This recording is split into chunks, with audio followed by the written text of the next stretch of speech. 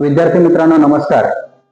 7वी, 4थी, 8वी किंवा 7वी या स्कॉलरशिपच्या परीक्षांमध्ये अशा प्रकारचे प्रश्न बऱ्याचदा विचारले जातात किंवा अनेक स्पर्धा परीक्षांमध्ये पण असे प्रश्न विचारले जातात।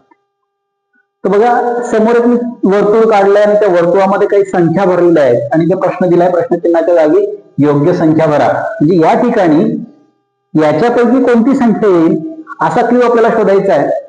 तर हा क्लू कसा शोधायचा आहे बघा, समजा आपण 3 घेतला तर 3 त्रिक 9 अधिक 1 म्हणजे आपल्याला समोरच्या बॉक्समध्ये उत्तर मिळतंय 10।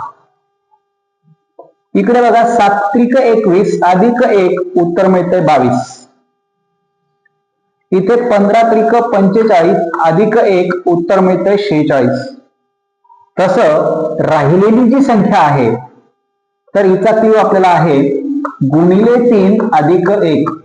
12 त्रिक 36 अधिक 1 इथं पर्याय मिळेल 37। आपला उत्तर आहे पर्याय क्रमांक 1।